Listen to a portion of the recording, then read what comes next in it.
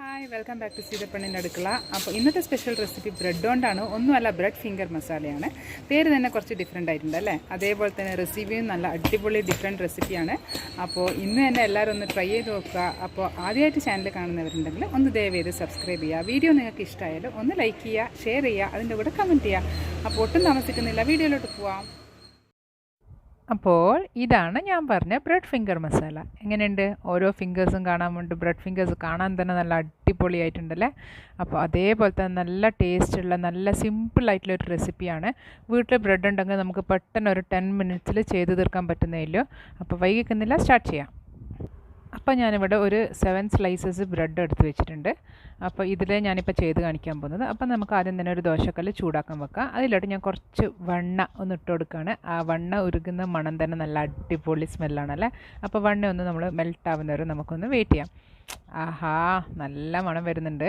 ഇനി നമുക്കൊരു ചെറിയൊരു ചട്ടുകം വെച്ച് ഇതൊന്ന് ജസ്റ്റ് ഒന്ന് ഈക്വലി സ്പ്രെഡ് ചെയ്ത് കൊടുക്കാം. ഫുള്ള് ആ തവയിൽ ഫുള്ള് ആവുന്നവരെ സ്പ്രെഡ് ചെയ്ത് കൊടുക്കാം.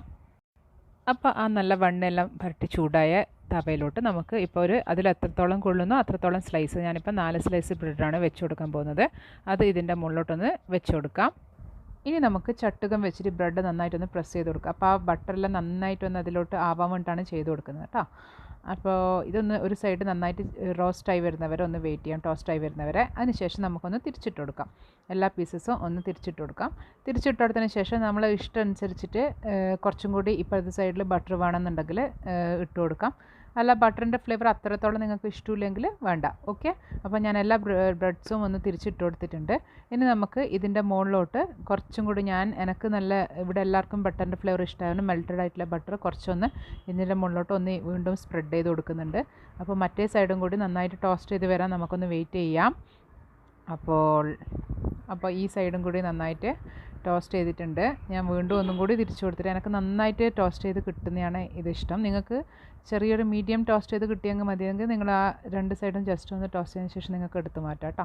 അപ്പോൾ ഞാനൊന്ന് വീണ്ടും കൂടി ക്രിസ്പി ആവാൻ വേണ്ടി വീണ്ടും കൂടി തിരിച്ചു കൊടുത്തിട്ടുണ്ട്. അങ്ങനെ ഞാൻ എല്ലാ ബ്രെഡിൻ്റെ സ്ലൈസസും ഇപ്പോൾ ടോസ്റ്റ് ചെയ്തിട്ട് ഒരു പ്ലേറ്റിലോട്ട് ട്രാൻസ്ഫർ ചെയ്ത് എടുത്ത് വെച്ചിട്ടുണ്ട്. അപ്പോൾ ഇനി നമുക്ക് ഇതിനൊന്ന് പീസസ് ആയിട്ട് ചെറിയ ബ്രെഡ് ഫിംഗേഴ്സായിട്ട് ഞാൻ കട്ട് ചെയ്തെടുക്കാം.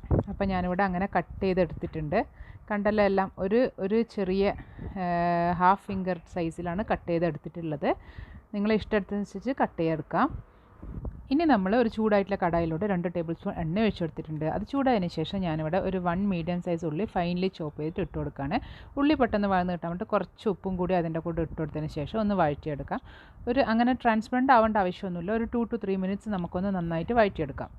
അതിന് മുമ്പ് നമ്മൾ വഴറ്റുന്നതിന് മുമ്പ് ഞാനൊരു 7 8 വെളുത്തുള്ളി ഫൈനലി ചോപ്പ് ചെയ്തിട്ടുള്ളതും ഒരു 1/2 ഇഞ്ച് പീസുള്ള ഇഞ്ചിയും കൂടി അതിൻ്റെ കൂടെ ഇട്ട് കൊടുക്കുകയാണ്.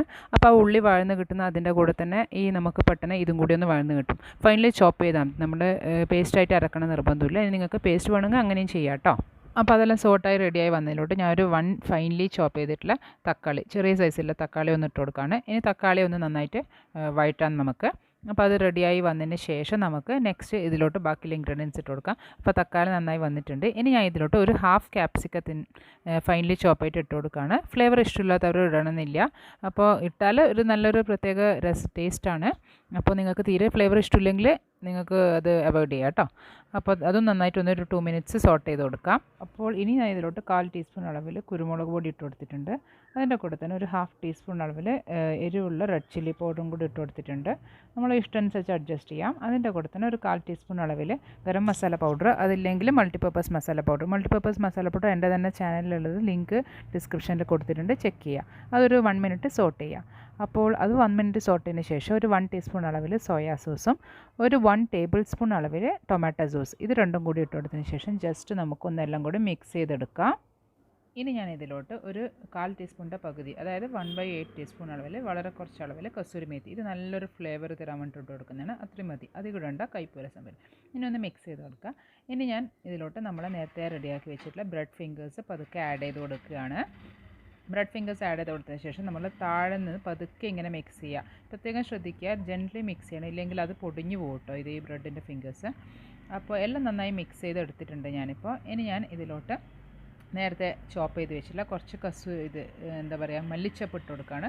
ഫ്ലേവർ ഇഷ്ടമില്ലെങ്കിൽ അവോയ്ഡ് ചെയ്യുക, പക്ഷേ അത് ഇട്ടാലാണ് ഒരു സൂപ്പർ ടേസ്റ്റ് കേട്ടോ. അപ്പോൾ അതിൻ്റെ കൂടെ തന്നെ നേരത്തെ ബാക്കിയുള്ള 1/4 ടീസ്പൂണിൻ്റെ പകുതിയിലെ ബാക്കിയുള്ള കസൂരി മേത്തിയും കൂടി ഇട്ട് കൊടുത്തിട്ടുണ്ട്. ഇനി ഞാൻ ഇതിലോട്ട് 3 ടേബിൾ സ്പൂൺ അളവിൽ ടൊമാറ്റോ സോസ് മേലെ ഒന്ന് ജസ്റ്റ് ആഡ് ചെയ്ത് കൊടുക്കുകയാണ് കേട്ടോ. അപ്പോൾ ഇതാണ് നമ്മൾ ആ ഫൈനൽ. ഇത് നേരത്തെ ആഡ് ചെയ്തത് 1 ടേബിൾ സ്പൂൺ ഉണ്ട്, അപ്പോൾ ഇപ്പോൾ 3 ടേബിൾ സ്പൂൺ കൂടി ആഡ് ചെയ്താണ്. ഇനി പതുക്കെ മിക്സ് ചെയ്യുക, സൂക്ഷിക്കുക, കൈയെങ്കിൽ കടായി ഇങ്ങനെ ചെരിച്ച് ഷെയ്ക്ക് ചെയ്ത് തന്നെ മിക്സ് ചെയ്യുക, അപ്പോൾ പൊടിയൂല. ഇതിങ്ങനെ ചെയ്യുമ്പോൾ സൂക്ഷിക്കുക കേട്ടോ, പൊടിയരുത്. ഇനി നമുക്ക് അപ്പോൾ നമ്മളെ bread finger masala almost ready ആയിട്ടുണ്ട്. ഒരു പ്ലേറ്റിലോട്ട് ട്രാൻസ്ഫർ ചെയ്യാം. വാവ്, എങ്ങനെയുണ്ട് നോക്കിയാൽ, മല്ലിച്ചപ്പെല്ലാം വെച്ച് ഡെക്കറേറ്റ് ചെയ്ത് നല്ല കാണാൻ തന്നെ നല്ല അടിപൊളിയായിട്ടുണ്ടല്ലേ. ടേസ്റ്റും അതുപോലെ തന്നെയാണ് കേട്ടോ. അപ്പോൾ നിങ്ങൾ ദയവ് ചെയ്തിട്ടൊന്ന് ട്രൈ ചെയ്ത് നോക്കുക. ട്രൈ ചെയ്ത് നോക്കിയതിന് ശേഷം എനിക്ക് കമൻറ്റ്സ് അറിയിക്കണം.